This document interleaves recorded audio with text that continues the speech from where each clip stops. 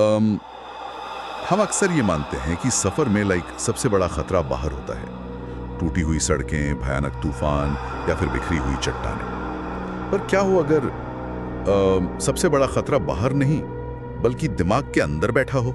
हाँ, और एक ऐसा दिमाग जो थकान और डर से पूरी तरह टूटने लगे और एक आफत वाली जगह पर अपनी ही एक खौफनाक दुनिया बना ले। रिवेंज स्टोरी, यहाँ पे कहानी नहीं, घटनाएं कही जाती है। अक्टूबर 2023 की एक सच्ची घटना पर आधारित है। एक ऐसी घटना जो शुरू तो एक रोमांचक ऑल इंडिया बाइक राइड के तौर पर हुई, लेकिन बहुत जल्द एक भयानक बुरे सपने में बदल गई। राइट, और यहाँ संदर्भ सेट करना बहुत जरूरी है। ये घटना ठीक उस वक्त की है जब सिक्किम की साउथ लोनक झील, जो समुद्र तल से करीब 5200 मीटर की ऊंचाई पर है, वो अचानक फट गई थी। और उसे जो भयानक बाढ़ और भूस्खलन आया, उसने नॉर्थ सिक्किम का पूरा नक्शा ही बदल दिया था। एनडीआरएफ और सेना की मदद से वहां का रास्ता आम जनता के लिए बस हाल ही में खोला गया था। एग्जैक्टली, रास्ते तो खुल गए थे पर जमीन अभी भी उस भयानक सदमे से उभरी नहीं थी, तो वहाँ आम हालात बिल्कुल नहीं थे। सही बात है। तो इस एपिसोड में हमारा मिशन सिर्फ एक डरावनी कहानी सुनाना नहीं है। हम ये समझने की कोशिश करेंगे कि जब इंसान प्रकृति की चेतावनियों को नजरअंदाज करता है तो कैसे सच और भ्रम की लकीरें पूरी तरह मिट जाती हैं। जब इंसान लगातार मिल रही वार्निंग्स को इग्नोर करता है ना, तो दिमाग उस खौफ को कैसे प्रोसेस करता है, ये जानना बहुत जरूरी है। चलिए इसको थोड़ा विस्तार से समझते हैं। यात्रा की शुरुआत होती है आसनसोल से। हमारे जो मुख्य राइडर्स हैं जनार्दन और उनकी पत्नी दीप्ति, उन्होंने अपनी डोमिनार 400 बाइक पर यह सफर शुरू किया, और वो भी सुबह 4 बजे हनुमान मंदिर में दर्शन करके, पूरे राइडिंग गियर और भारी लगेज के साथ। और शुरुआती सफर काफी लंबा और थका देने वाला था। पहले दिन आसनसोल से दुमका, किशनगंज होते हुए 460 किलोमीटर तय करके सिलीगुड़ी पहुंचना, फिर दूसरे दिन नमची तक 120 किलोमीटर और तीसरे दिन गैंगटॉक तक 160 किलोमीटर का सफर। बाप रे, लगातार इतना लंबा सफर? हाँ, किसी भी आम इंसान के शरीर के लिए लगातार इतनी बाइक चलाना एक बहुत बड़ा फिजिकल टेस्ट होता है। और वैसे ही हुआ। यहाँ आता है कहानी का पहला टर्निंग पॉइंट। लगातार राइडिंग की वजह से जनार्दन के दाहिने कंधे में भयानक दर्द शुरू हो गया। दर्द इतना ज्यादा था कि गैंगटॉक पहुंचकर उन्होंने दीप्ति से साफ कह दिया कि देखो, यात्रा यहीं रोक देते हैं, वापस आसनसोल लौट चलते हैं। जो कि एक बहुत ही सेंसिबल डिसीजन था उस वक्त। बिल्कुल, लेकिन ठीक उसी वक्त परमिट ऑफिस से कॉल आता है। पता चलता है कि नॉर्थ सिक्किम का जो रास्ता अब तक बंद था, वो कल से खुल रहा है। दीप्ति ये सुनकर बेहद खुश हो जाती है, और अपनी पत्नी की खुशी देखकर जनार्दन अपना दर्द सहते हुए आगे बढ़ने का फैसला कर लेते हैं। और यहाँ ही वो पल था जहाँ से चीजों ने गलत मोड़ लेना शुरू किया। गैंगटॉक से लाचन के रास्ते में कांचनजुंगा व्यू पॉइंट पर उनकी मुलाकात 3 और डोमिनार राइडर्स से होती है, प्रणय, प्रशांता और मिथु। प्रणय अपने जान पहचान वाले होटल में उनके लिए भी कमरा बुक कर लेता है। देखिए, अगर मैं इसे एक एनालॉजी से समझाऊं तो जनार्दन के कंधे का दर्द बिल्कुल उस गाड़ी की चेक इंजन लाइट की तरह था, जिसे अक्सर लोग नजरअंदाज कर देते हैं। मैं आपसे ये पूछना चाहता हूँ, क्या अक्सर ऐसी कहानियों में जो शुरुआती छोटी दिक्कतें होती हैं, क्या वो आने वाली बड़ी आपदा का संकेत होती हैं, जिन्हें लोग भावनाओं में बहकर अनदेखा कर देते हैं? यहाँ जो सबसे दिलचस्प बात है वो ये कि मनोवैज्ञानिक रूप से इंसान अपने करीबियों को निराश न करने के दबाव में आकर अपनी शारीरिक और तार्किक चेतावनियों को दबा देता है। दिमाग उस कंधे के दर्द को एक माइनर इशू मान लेता है। राइट। पर सिक्किम जैसी भौगोलिक रूप से अस्थिर जगह पर, जहां बाढ़ के बाद हालात बिल्कुल सामान्य नहीं थे, वहां अपने शरीर की सुनना बहुत जरूरी होता है। फ्रोडिंग, जैसे तैसे लाचन पहुंचते हैं तो अगले दिन सुबह 5 बजे तापमान -6 डिग्री था। -6 डिग्री, ओ वाओ! ऐसे में तो सांस लेना भी मुश्किल हो जाता है। वही तो, दीप्ति को सांस लेने में भारी दिक्कत शुरू हो गई। पर फिर भी वो लोग सुबह 7 बजे गुरुदोंगमार झील के लिए निकल पड़ते हैं, जो वहां से 65 किलोमीटर दूर थी। लेकिन 20-25 किलोमीटर बाद ही भारी बर्फबारी शुरू हो जाती है। प्रकृति लिटरली उन्हें वापस भेज रही थी। एकदम। आर्मी हेलीपैड के पास उन्हें पता चलता है कि ब्लैक आइस की वजह से एक गाड़ी ऑलरेडी खाई में गिर चुकी है। 0 पॉइंट का रास्ता भी बंद था। मजबूरन उन्हें दोपहर 2 बजे लाचन लौटना पड़ता है। तो उन्हें लाचन में ही रुक जाना चाहिए था, है ना? वही तो सबसे अजीब बात है। होटल मैनेजर ने उन्हें चेतावनी दी, कहा कि भारी बारिश और लैंडस्लाइड होने वाली है, आप लोग यहीं रुक जाइए, पर उन्होंने नहीं मानी। शाम 5 बजे पूरी तरह भीगते हुए वो टोंक चेक पोस्ट पहुंचे और यहाँ प्रणय, प्रशांता और मिथु एक ऐसी जिद पकड़ लेते हैं जो मतलब पूरी तरह क्रेजी थी। क्या जिद? उन्होंने रात में ही 280 किलोमीटर दूर न्यू जलपाईगुड़ी जाने का फैसला कर लिया। एक सेना के ऑफिसर ने सख्त चेतावनी दी, कहा कि रात में वाइल्ड एनिमल्स का खतरा है, जंगल का रास्ता बिल्कुल मत लेना। पर उनका जवाब क्या था पता है? हम 4 लोग हैं और हम जंगल का रास्ता ही लेंगे। बाप रे, ये तो पूरी तरह से अपनी जान जोखिम में डालना हो गया। वही मैं सोच रहा था, क्या यहाँ संक कॉस्ट फैलेसी काम कर रही थी? मतलब इतनी दूर आ गए हैं, इतना कष्ट सह लिया है, तो अब रुकना हार मानने जैसा लग रहा था। संक कॉस्ट फैलेसी डेसिनेट फैक्टर है, पर यहाँ जो सबसे दिलचस्प बात है वो है इल्यूजन ऑफ कंट्रोल। जब इंसान शहरी नियंत्रण का आदी होता है ना, जैसे गूगल मैप्स, पक्की सड़कें, तो वो प्रकृति की विनाशकारी शक्ति का सही आकलन नहीं कर पाता। अच्छा, मतलब उन्हें लग रहा था कि गूगल मैप्स है तो सब निकल जाएगा। बिल्कुल, कटी हुई सड़कें, बाढ़ के बाद का बदला हुआ परिदृश्य, इसमें मैप्स काम नहीं आते। सेना और लोकल्स के पास एक्चुअल अनुभव होता है, जबकि इन टूरिस्ट के पास सिर्फ एक ओवर कॉन्फिडेंस था जो ऐसी रॉ नेचर के आगे बिल्कुल बेकार हो जाता है। और ये ओवर कॉन्फिडेंस टूटने में ज्यादा वक्त नहीं लगा। बाढ़ के कारण सड़कें बह चुकी थी और गूगल मैप्स के कंफ्यूजन में वो लोग जंगल के एक बिल्कुल गलत रास्ते पर चले गए। रात के 8:30 बज चुके थे। जनार्दन की थकान और दर्द अब असहनीय हो चुका था। उन्होंने एक पुराने से घर के पास बाइक रोकी। और वहां उस अंधेरे में अकेले रुकना अपने आप में डरावना है। डरावना तो था ही, पर इस बात पर चिढ़कर प्रशांता अकेला ही अपनी बाइक लेकर आगे निकल गया। दोस्तों का ग्रुप वहां टूट गया।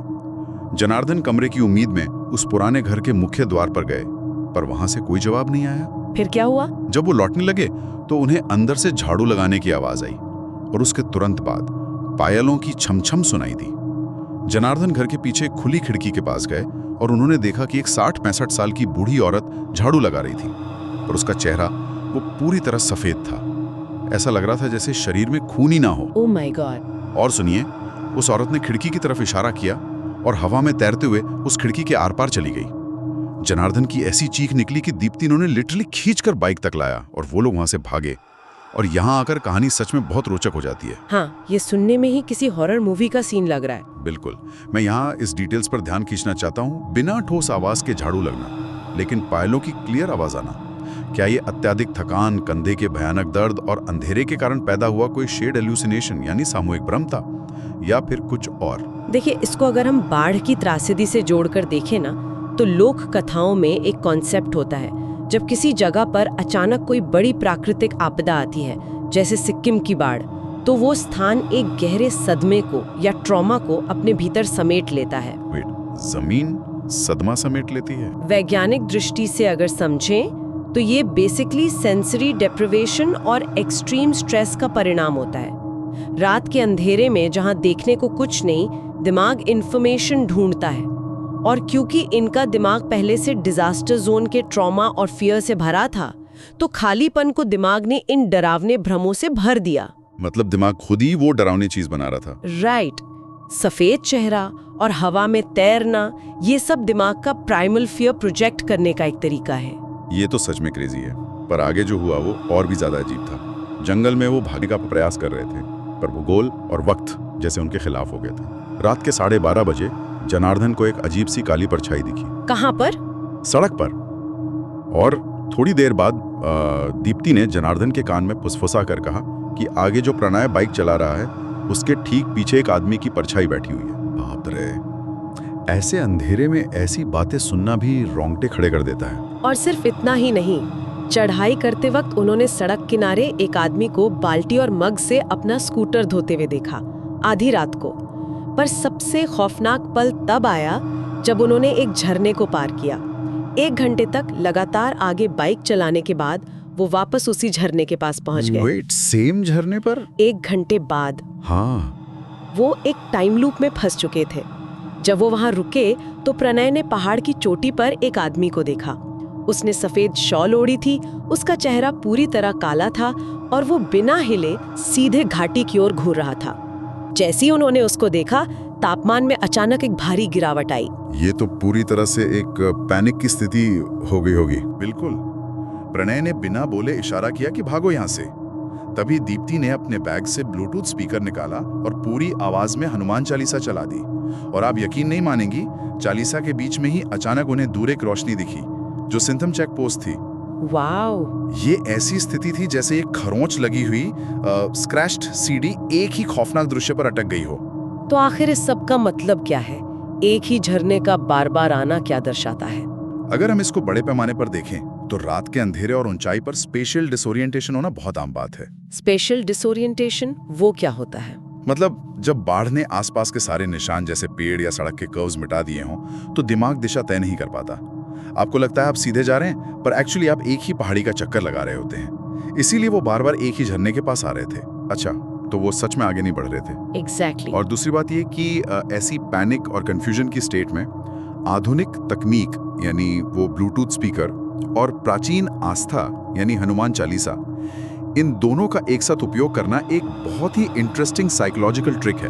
उस आवाज ने एक ऑडिटरी एंकर का काम किया। Auditory anchor? मतलब उस आवाज ने उनके दिमाग के उस लूप को तोड़ दिया। हाँ, उस आवाज ने उस आदिकालीन डर या प्राइमल फियर को ब्रेक किया और उनके दिमाग को वापस रियलिटी में लाया, जिससे वो चेक पोस्ट की उस रोशनी को प्रोसेस कर पाए जो शायद वहां पे पहले से ही थी। वाह, ये मनोविज्ञान सच में बहुत डीप है। पर चेक पोस्ट देखकर अगर उन्हें लगा कि सब ठीक हो गया तो वो गलत थे। न्यू जलपागुड़ी पहुंचने से पहले उन्हें 34 किलोमीटर लंबा सेवक रोड का जंगल पार करना था। सेवक रोड वैसे भी अपने डरावनी किस्सों के लिए काफी बदनाम है। हाँ, सुबह 5:15 बजे काली माता मंदिर के पास प्रणय ने सबको सख्त हिदायत दी कि अब कोई गाड़ी नहीं रोकेगा।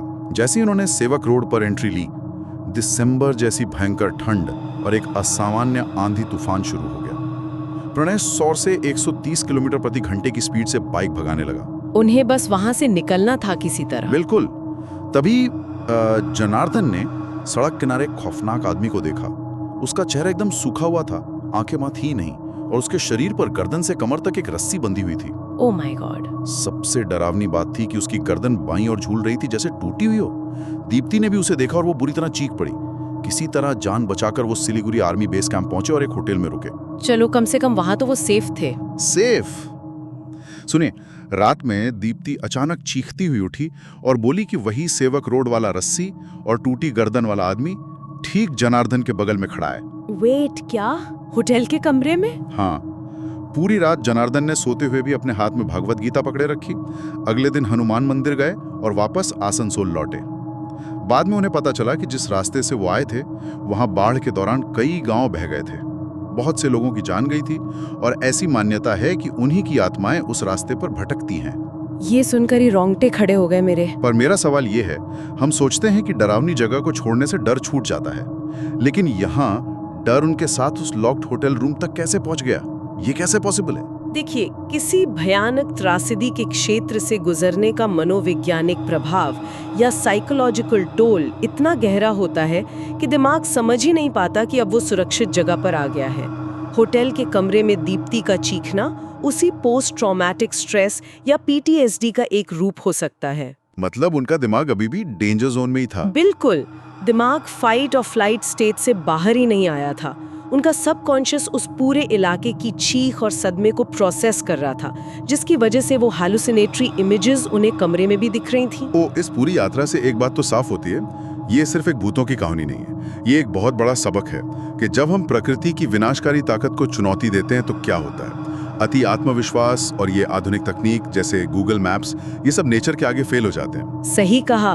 हमें स्थानीय लोगों की चेतावनियों और प्रकृति के इशारों का सम्मान करना ही चाहिए। लेकिन इस विश्लेषण को खत्म करते हुए एक आखिरी और बहुत ही गहरा विचार मेरे दिमाग में आ रहा है, जिसे मैं श्रोताओं के सोचने के लिए छोड़ना चाहूंगा। हाँ, बताइए।